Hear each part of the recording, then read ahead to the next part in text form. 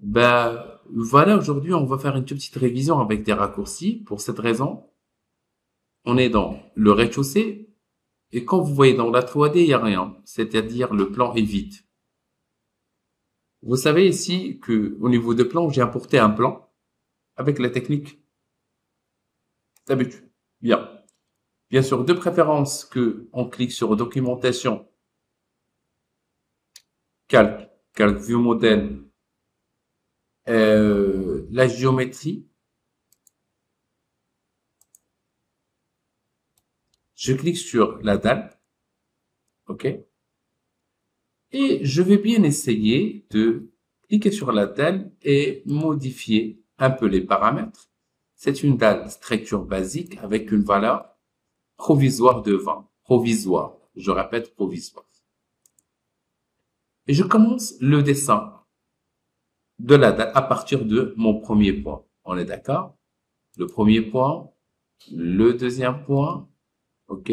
Le troisième point, le quatrième point, et comme d'habitude jusqu'à la fin, ok? J'arrête un peu l'enregistrement. Bien, une fois on a terminé bien sûr la dalle, je clique sur F3, je clique aussi sur optimiser pour observer ce qui se passe. Attendez, il y a un petit erreur, c'est pas grave.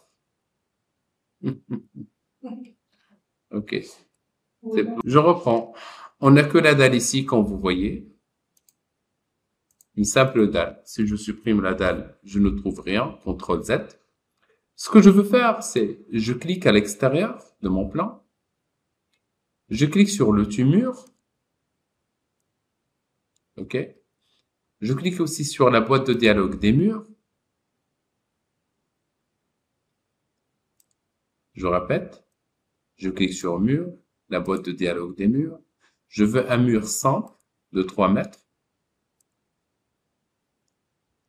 Je maintiens à la touche espace. Et je clique. Bon. Le vol. Je répète.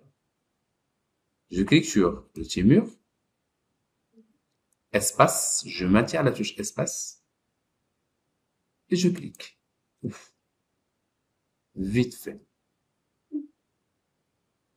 Par la suite, je clique sur cette partie. Ok, écoute-moi très attentivement. La question des portes et fenêtres, vous le maîtrisez certainement. Mais ça n'empêche pas une petite révision. Ok? Un petit rappel. Bien. Comme vous voyez, il n'y a pas de décalage, c'est juste une question d'épaisseur de mur.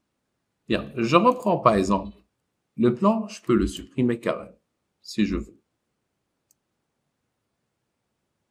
Sans oublier que dans la documentation, calque, vue modèle, voilà, je travaille plus avec le plan. Voilà. Bien sûr, je reprends l'enregistrement. Bien. Si je veux, par exemple, insérer une porte, je clique sur le petit porte, je clique pour insérer la largeur et la hauteur. Ou bien je clique sur la boîte de dialogue, je sélectionne le type de la porte que je veux, le type de poignée que je veux, et ben voilà. Je dis par exemple 1 mètre, ok, pour une porte double, ou bien une porte simple avec 1 mètre sur. La question qui se pose, si je veux l'intégrer directement, je peux le faire. Le val. Mais si je veux, CTRL Z. Si je veux l'intégrer avec des valeurs, dans ce cas, je clique sur F2. Je dis que par exemple, je veux une porte ici. Je prends les repères, je prends un repère. Le voilà. Je clique sur le repère. Je m'approche vers le repère. Je le déplace comme d'habitude. Tab, je travaille avec le mètre. 0.1. Et ben voilà le décalage. C'est hyper simple. Et par la suite, je prends l'outil porte avec les mêmes paramètres que j'ai déjà créés. Bien sûr, l'insertion ou bien le point d'ancrage est très important. Dans ce cas, c'est à gauche. Et ben voilà, vers l'intérieur, bien sûr. Et ben voilà. Sans oublier que je peux faire, bien sûr, des modifications de ce que je veux, selon le besoin. Allons-y, cliquons sur F3. Cliquons sur F3. Vous voyez, peut-être il y a double porte ici ou double fenêtre. Par exemple, ici, si je veux garder l'endroit vide pour des raisons et je veux intégrer des escaliers. Les escaliers en général,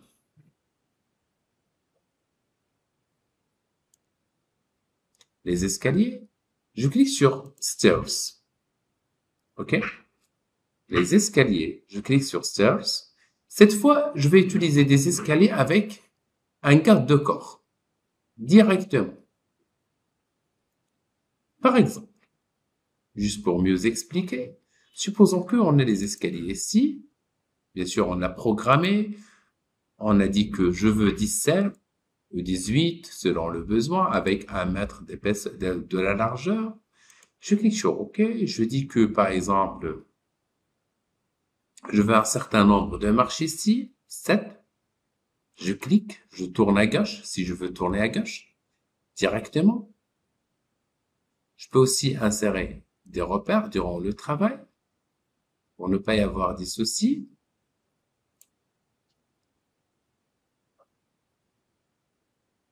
Bien.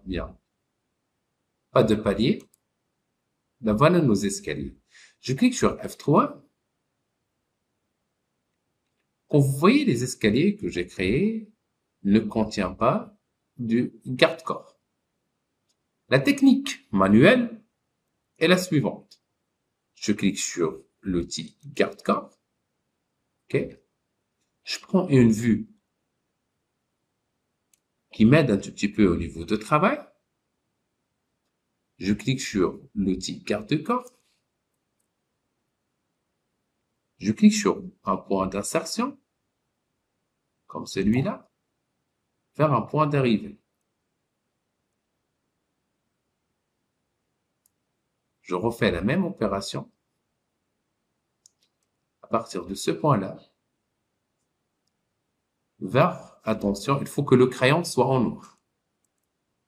Vous allez me dire, monsieur, bah écoute, ces deux formes ne sont pas connectées. Oui, je suis tout à fait d'accord avec vous. Si je prends par exemple l'outil garde-corps, cette fois, et je passe vers cette partie-là,